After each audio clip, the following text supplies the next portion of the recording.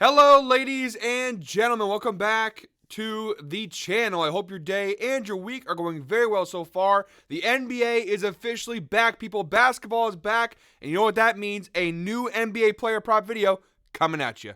But first, as always, guys, please make sure to go ahead and hit the subscribe button, hit that like button, and drop a comment down below. Helps the channel grow, and it really does mean a lot to us. With a new day, a new NBA season comes a ton of new opportunities to go ahead and make some money.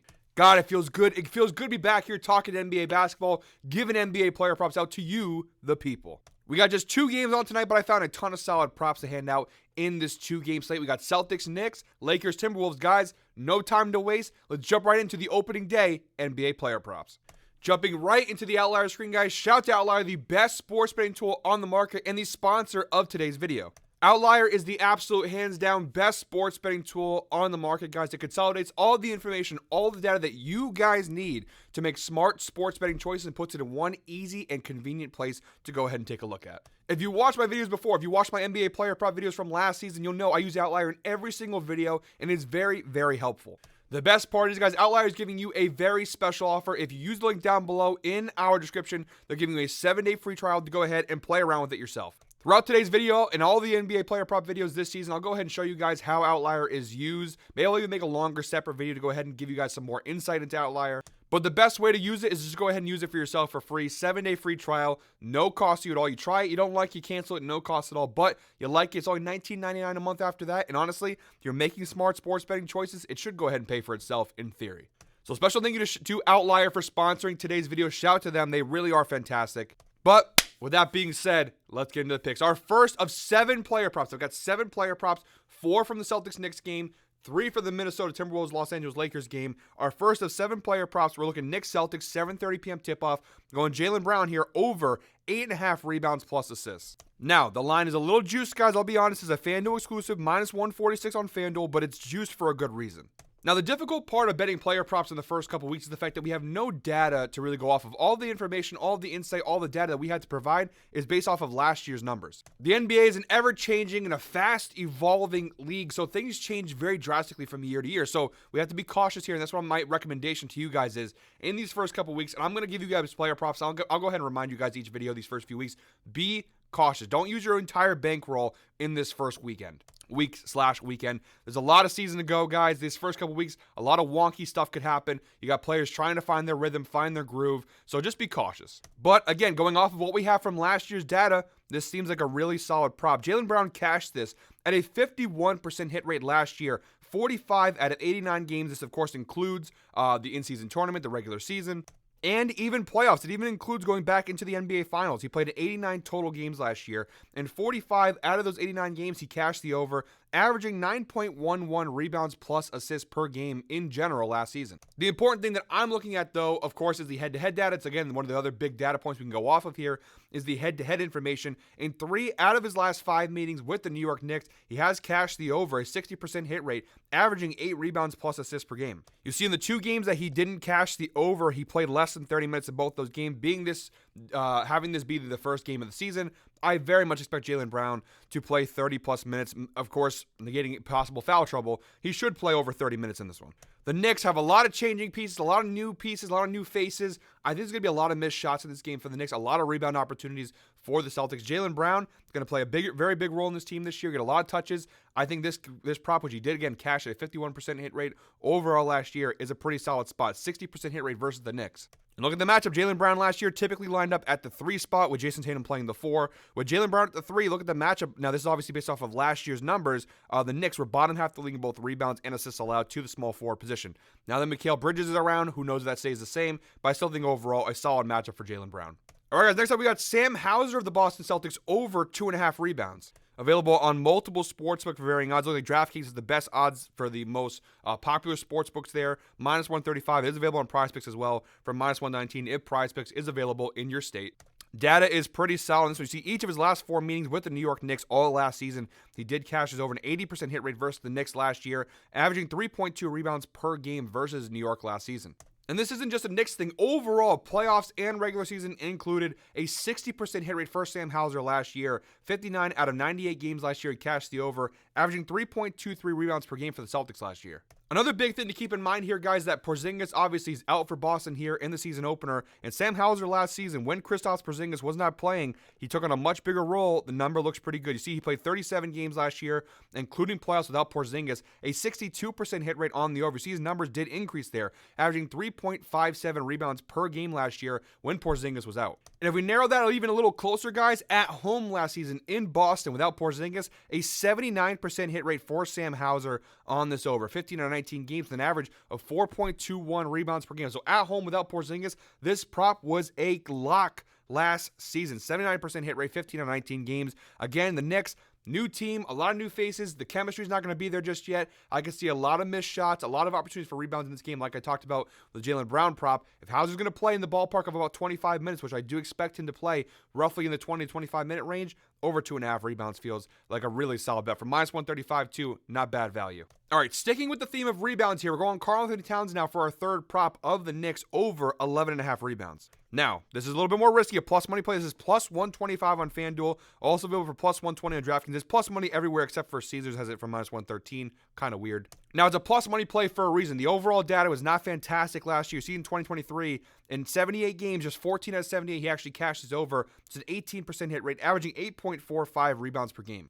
We have to understand, though, that was last year with the Minnesota Timberwolves, a very different team with a very different makeup in comparison to the Knicks. On this Knicks team, the reason why they went ahead and made this trade, they had a lack of size on this team. They lost Isaiah Hartenstein in the offseason, Mitchell Robinson out for who knows how long. The Knicks team lacked size, and that's why they went ahead and traded for Cat. In Minnesota, he had to compete with Rudy Gobert every single minute practically for rebounds, as well as Naz Reid, Jaden McDaniels. They had a lot of guys who were rebound board crashers on that Minnesota team. In New York, they have OG Anunoby playing power forward in this matchup. Not really the exact best spot you'd want for the Knicks. Not that Anunoby can't play the 4, but he's naturally a small forward. Now he's playing power forward. I think Karl-Anthony Towns, obviously the biggest guy on the court, and also the matchup is pretty solid. If Porzingis was playing, I don't know if I'd take this, but you have Karl-Anthony Towns matchup between Al Horford and Luke Kornet all night long. Those are the two centers that are going to be playing for the Celtics tonight the majority of the minutes. Al Horford, who's pushing 40, love him, but he's pushing 40, not exactly a rim crasher anymore. And you also got Luke Kornet. I think Karl-Anthony Towns should absolutely out-rebound both of those guys. I think he should dominate the boards. This is one of the reasons why the Knicks went ahead and made this trade, is because the Celtics struggle with guys like Karl-Anthony Towns, especially when they don't have Porzingis. Very difficult. I think Karl-Anthony Towns should get at least 12 rebounds in this game. I don't know how many shots Celtics are going to miss. That's obviously the key question here. But beginning of the season, you know, there's some rust, some chemistry. I mean, obviously, Celtics chemistry won't be an issue. This is the same team from last year that won a championship. But new season, some rust, trying to shake it off. There are going to be some missed shots in this one. Cat should dominate the boards in this matchup. For plus money, too, pretty solid value. In the head-to-head data last year, even when he was in Minnesota, he did cash the last time they played on January 10th. He had 13 rebounds. It was an overtime game there. But he did have 13 rebounds in that matchup last year for the Celtics, 10 in the previous one. So he's averaging 11.5 rebounds per game in both meetings with Boston. Again, now you're with the Knicks, a little bit different situation. I think him grabbing 12 rebounds is very realistic. For plus money, too, really solid value. All right, guys, my fourth and final prop from this Celtics-Knicks game, our fourth prop overall. Another plus money play here. We're going Josh Hart of the Knicks over 1.5 3-pointers. Again, plus money play, plus 190 on FanDuel, plus 185 on DraftKings. If you have Caesars, plus 200 on Caesars. And the head-to-head data looks pretty solid. You see 4 of his last 5 meetings with the Boston Celtics. He has cashes over. He's averaging 2 3-pointers made per game versus Boston. The last time they played in April, he had just 1. But previously, he had been hitting at least a couple of 3-pointers against the Celtics. So you do have that head-to-head history there where you have some recent data suggesting that Josh Hart can cash this over. On top of that, though, I do think this new look Knicks team could create some opportunities for Josh Hart to go ahead and cash this over a little more often this year. The overall numbers are not fantastic for him last year in 2023. Just a 30% hit rate on this over, including playoffs. So not a consistently hit spot for Josh Hart. Although, again, versus Boston, he had a lot of success in hitting this over.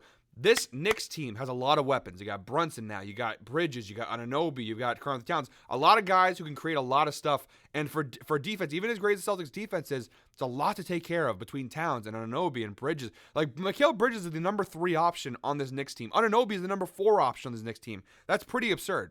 This is one of the best starting 5s in the NBA, hands down. So, Tassa, why is this an advantage for Josh Hart? Well, the advantage is that Josh Hart, I think nobody would argue this, is the number 5 offensive scoring option on this Knicks team. I think defensively, if you're an NBA defense, you're probably going to lag off him a little bit more to focus on the other guys. I think this could create some open opportunities for Josh Hart beyond the 3-point line. Again, there is a recent trend that shows versus Boston he's had success. I think he's going to get some really great looks on this Knicks team this year. So why the DiVincenzo trade, like I get it. It hurts though, because I think if they could have been, you're not going to trade Josh Hart instead of DiVincenzo. I get that part of it, but imagine having DiVincenzo on this team. The open looks he would get as a catch and shoot 3-point shooter would have been crazy. Of course, you can't get Cat without getting him the trade. Understood. But I think Josh Hart should get a lot of open looks in this matchup. Again, he's the fifth guy. He's going to have the defense is going to sag off him a little bit more to go ahead and attack Towns and Brunson and Bridges and Anunoby. It should create some open looks beyond the arc for Josh Hart here. And again, he cashed an 80% hit rate versus Boston last year for plus 190 on FanDuel. Got to go ahead and take that value there. All right, guys, 3 picks left. Now moving on to the Timberwolves-Lakers games. Our first of 3 props in this game, our 5th prop overall. I'm going Rudy Gobert, the Timberwolves here, over 11.5 rebounds. This prop is a little juiced here. Minus 140 BetMGM, minus 145 on FanDuel, a whopping minus 205 on DraftKings. So FanDuel giving you some pretty good value there. And Gobert cashed this over all 3 times he faced off with the Lakers last year, averaging 14 rebounds per game versus Los Angeles. He had 16 rebounds the last time they played, 13 in the previous 2. And overall last year, pretty solid numbers, a 60% hit rate overall last season for Rudy Gobert, averaging 12.41 rebounds per game last season. Again, you have early in the year, teams are rusty, more opportunities for some missed shots. The field goal percentage I don't expect will be very high for a lot of these teams. The Timberwolves are also a solid defensive team. They can go ahead and force some misses there. You saw even in the beginning of last year, early in the season, 13 rebounds, 14 rebounds, 13 rebounds, 12 rebounds. You know what I mean? Like the first 4 games of last season, he cashed the over. Early in the year, these rebound props are not bad value. Overall, the Lakers last season were 18th in the NBA, giving up 44 rebounds per game, again, bottom half of the league. And versus centers in particular, 19th in the NBA in rebounds allowed. They gave up 12.2 rebounds per game to opposing centers. Again, that's bottom half in the league. Gobert had that success in the head-to-head data, as we saw there, 100% hit rate. And look, there's no telling what this is going to look like, because obviously we have Julius Randle now there instead of Karl-Anthony Towns. You still have Naz Reid around. Who knows how the rebounding hierarchy is going to work, but this is something to look at. Last year, Rudy Gobert, without Karl-Anthony Towns, had an 81% hit rate on this over. 13 out of 16 games last year. Without Cat, he averaged 13.81 rebounds per game. Again, will that stay the same, knowing that you have Julius Randle and Naz Reid both there? I don't really know how that's going to work, but he did have success last year without Karl-Anthony Towns. It looked like he actually was a better rebounder, more opportunities for him to grab rebounds when Cat wasn't around. And by the way, that last matchup versus the Lakers, no Karl-Anthony Towns, had 16 rebounds. So pretty solid data point there for Rudy Gobert. Speaking of Julius Randle, our next prop, we got Randle over 29.5 points plus rebounds plus assists, making his Minnesota Timberwolves debut. Again, the data points for Randle are going to be a little off here. This line is a lot lower than it would have been last season. He had an 85% hit rate last year on this line. He averaged 38.13 points plus rebounds plus assists per game. He only played 46 games for the Knicks last year, but in those 46 games, a really high hit rate. The last time he faced off with the Lakers, again, as a member of the Knicks, he had 44. He had 27 points, 14 rebounds, and 3 assists in that matchup. There's really no telling what this is going to look like, though, because it's a very different Randle, a very different role. He's coming off a major injury. He has not played since January of last season. When the Knicks, before he got hurt, he was the number 2 option on that Knicks team. It was Brunson number 1, kind of 1A, 1B, honestly, because Randle was still having a hard time giving that role of being the secondary star up to Brunson. But prior to that, Josh Hart really hadn't come onto the scene yet. They hadn't gotten Anunoby yet. Mitchell Robinson had missed some time. Hartenstein hadn't really come. So, at the time, when all these hit overs were hitting for him, he was the number 2 guy, 1B at best. So, very different role here in Minnesota. Obviously, this is Edwards' team. Then in the hierarchy, it's probably got to be Gobert and then, Randle. I don't really know what it's going to look like, but I do think Randle is a nice fit in Minnesota. I think he's due for a big game here. A lot to prove. I think he's seen some of the negativity surrounding him in this trade. Obviously, the Knicks gave up on him. I think he's got to come into this game fired up, aggressive, and wanting to prove, hey, you made a mistake. You screwed up trading me. And it's a solid matchup, to be fair. The Timberwolves have a lot of size. Anthony Davis is going to be concerned with guarding Gobert. He's going to be matched up with Rui Hachimura. Not a very great matchup for Hachimura there. And look at the Lakers last year versus power forwards. Bottom 5 in both points allowed and assists allowed to power forwards. 17th in rebounds allowed. So really solid matchup here. I don't think Rui is going to be able to guard Julius Randle. It's also kind of a Randle revenge game, right? Against the Lakers, another one of these teams that gave up on him, that traded him away. Some extra motivation. I know it's his first game, and typically these guys in their first game, they're a little bit risky to bet on. I like Randle a lot in this spot, though. I think this is a really good matchup, a really good team for him to be a part of. I think a lot of people slept on Randle being a part of this trade. For a long-term fit, I don't know, but for the short term, he's a solid piece for the Timberwolves. All right, guys, in our 7th and final prop of today's slate, we got Anthony Davis under 2.5 turnovers.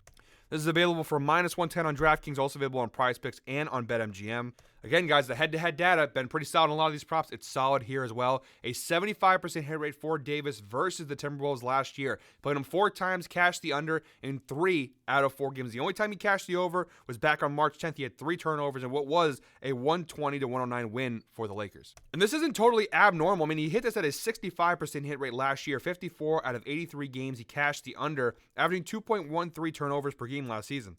Really, we're just going with the trend here. Again, 65% hit rate overall, 75% hit rate versus Minnesota. Now, again, versus center, the Timberwolves were actually top 10 in turnovers forced, 2 opposing centers. They average 2.1 forced turnovers per game. But again, the head-to-head data and the overall data looks pretty solid here. For -110 on DraftKings as well, really solid value. I like the spot here for Anthony Davis, under 2.5 turnovers. So there you have it, guys. All 7 NBA player props that I'm sharing with you guys for this opening night slate. Basketball's back, people, and I could not be more excited. Make sure to go ahead, if you haven't already, hit that subscribe button, hit that like button, and drop a comment down below. We got a ton of great content here on the channel. We'll be doing NBA all season long between Ev and I. Ev obviously doing all of his regular picks, me focusing more on player props and whatnot. So a lot of great stuff coming out. I also have my Instagram page, @TasosPicks. Make sure to go ahead and check that out. This is an old picture. We now have over 250 followers, not to brag. I'll be doing a special parlay, not same gay. Big tongue twist there, not same gay. We're going to be giving out a player prop parlay on the Instagram page later today, so go ahead and give that page a follow to go ahead and get that parlay. A ton of great content coming out on that Instagram page as well. And the best part is, guys, all of our picks across this channel, my Instagram page, everything, they're 100% free. All right, guys, thank you very much, as always, for watching. We'll see you next time. We'll see you tomorrow with another NBA player prop video. But until then, I hope you're all winners. Enjoy tip-off. I know I will. Great to have basketball back. Hope you're all winners, guys. We'll see you tomorrow with another NBA player prop video.